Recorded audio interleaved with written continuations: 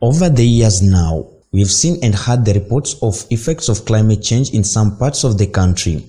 This has subsequently affected residents of these regions, and we want to know what challenges they go through during the drought as well as the rainy seasons. Our journey takes us to Narok County, one of the marginalized counties in Kenya, and we start at the shores of the Enkare River, a river that supplies water to the residents living in this area, as well as to the pastoral communities that depend on it to quench the thirst of their animals. The Enkare River has quenched the thirst of over 20,000 people living in Narok County over a long period of time.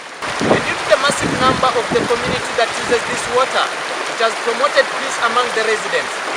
Now this water you see here is hiding something from you. The flow and the capacity is changing fast due to the unpredictable weather patterns.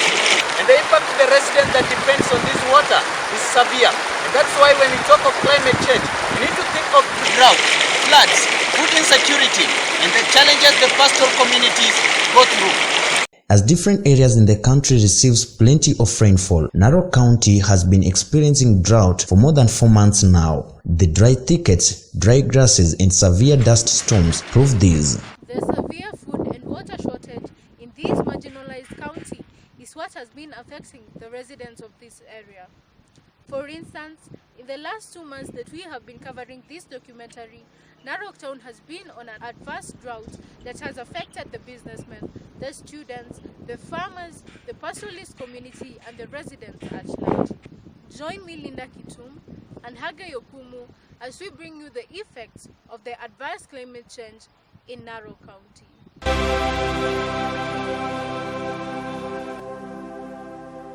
Between the months of May and July, the National Drought Management Authority in Narok has passed a warning to the residents about the severe drought that the county has been facing. This has affected the agro-pastoral, pastoral, and the mixed farming communities, and according to the report, most of the crops and animals are not in good shape.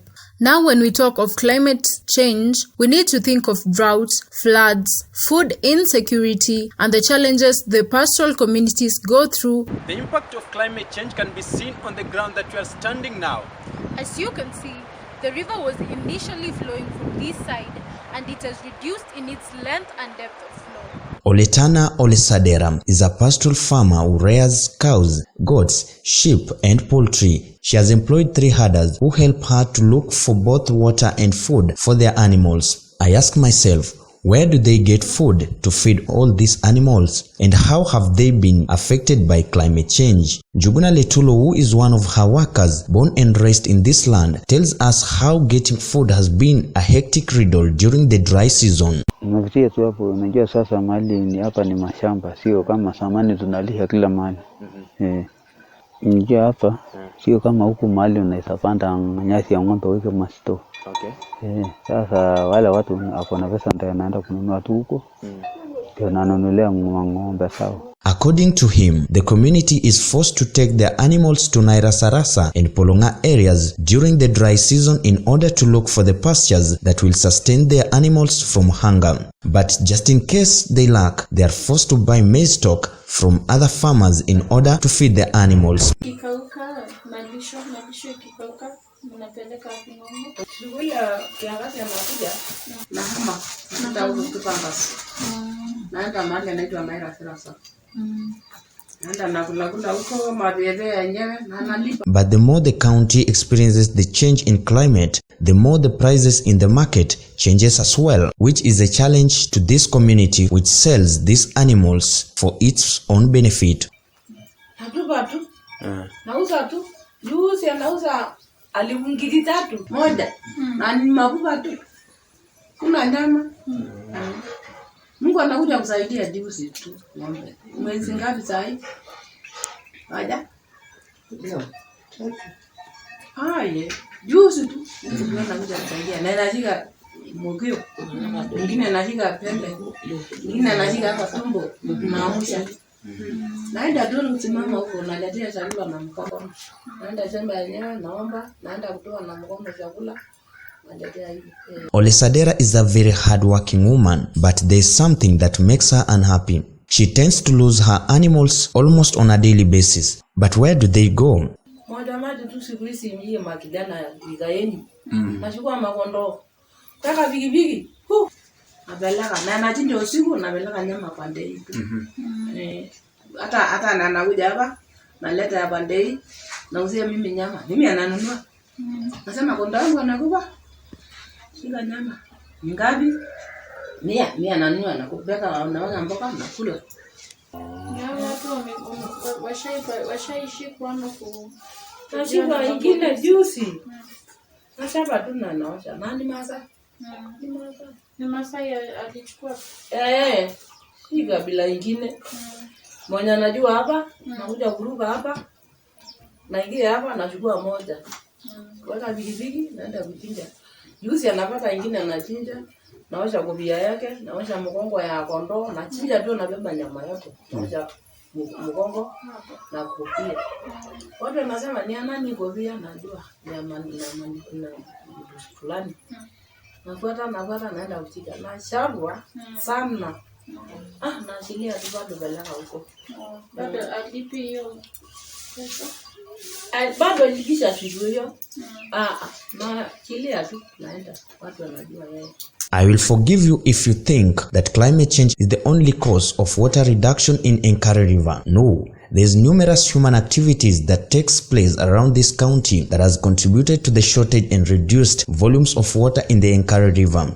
When walking around the Enkare River, you will realize that the climate change is not the only thing that has contributed to the drying of this river, but also the human activities like the mining activities that is taking place in this area that has contributed to the siltation, hence the reduction of water in the river. According to the farmers we have talked to, the challenge of animals' fodder is alarming and they are forced to shift their animals during the dry season. Most pastoralists decide to rescue their animals during drought by taking them to the Mau forest where there is adequate pasture. But as much as this is one way of saving their animals, this is also a challenge because most of the animals die due to the freezing altitude in the forest. Mary Lanke is a farmer and a pastoralist here in Narok County. She has decided to give us information though off camera, but she has allowed us to record her voice. Being a farmer for more than 15 years, she tells us how she has been surviving during the drought by shifting her animals to her friend's land in the Mau forest where the pastures are. And according to her, the good relationship between her and her friends is what has been saving her animals since other pastoralists have to pay before shifting into those areas with good climate change that favors their animals. Wakati wa drought sisi tunafanya hii kazi ya pastoralism. Tunachukua pahali chakula zingine ziko ama pahali kumenyesha. Kama wakati ile wa drought, juzi kwenye kura drought nilihamisha pande za huko mbali pale kunanyesha. Kama Mau huko. Njorai kwa Mau huko mbele hivyo sasa ndio tunapelekanga. Tuseme hata fenye tunapeleka si kwa msituni tunapeleka maana mimi hupeleka kwa rafiki. Pale kunanyesha. Si ati msituni ama sasa ni boma tu kama hivi. Kinyesha sinahama napeleka boma kama hivyo kwa marafiki. Tunaenda kwa marafiki kienda inyeshe irudi inyeshe tunarudisha tu. Hata kama sijapeleka tunanunulianga hizi feed kama hizi hizi manyasi hiyo nyasi tunanunulianga nepia grass tukipata inakatiwa. According to her, they plant their crops during the rainy season like the month of February, but sometimes there is always poor harvest due to the stunted growth that is brought in by poor rain patterns, which forces them to turn the crops into animal feeds. And due to the dryness in this county, pests are now affecting their land, according to Brian Lanke. Sasa shamba sisi huwa tunapanda tu wakati wa mvua. Wakati wa kiangazi hatupandi.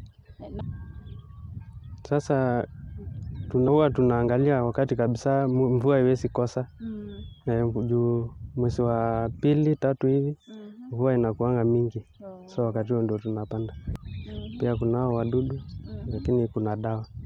Na wakati zilitufahamia mashamba lakini tunapiga madawa inakuwa sawa. The Maasai communities does struggle to fight their animals by trying to look food in different areas, especially to the Mau forest. But one of the major challenges is that this pastoralist can go with 100 herds of cattle and return with none, simply because of the excess cold that the area is prone to that kills their animals, which had adapted to dry areas. The issue of climate change not only affects the farmers but also the students in Narok County. According to them, they have been living an expensive life due to increase of food prices in the market because of the shortage of yields in the farms. And if not that, they have to abscond their classes to look for water in different areas, and women are the most affected since they carry water on their backs and cover long distances. Yenye hakuna mvua kabisa.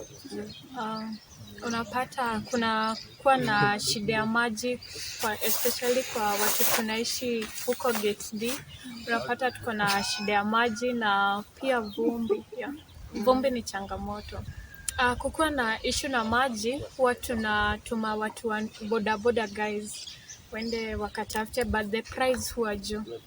Juu 1 jerrycan huenda hadi 30 to 40 shillings. The issue of climate change in this area is a very great challenge since most of the residents have contracted diseases like common cold, typhoid, cholera, and many other diseases due to using dirty water. Students also don't concentrate in classes due to the hot conditions, and others are disturbed because of putting on dirty clothes since they postponed washing their clothes, and also because their dirty feet caused by walking in sandstorms. Ina affect joto mingi na kwa by the way. Unafika class unaanza kusweat, na hiyo kusweat you are not comfortable by the way. Unataka utoe nguo, maybe you have dressed everything. Hawezi toa nguo mbele ya, maybe unajua kuna nguo zingine hawezi mbele ya wanafunzi wenzao kama mbele ya leka kifundisha. Itabidi sasa umekanyagia tu autoe nguo sasa hapo. Ndio. Lakini sasa kindani unaumia, jasho imekuwa mingi tele. Sasa hapo inabidi tu hivyo tu. Sasa unajua hapo kushikanisha content mazee. Sasa unafikiria kuna sweat nini na ile kana fundi uko mbele. Sasa yani unafikiria you are just in two-way traffic. Unafikiria nitoe.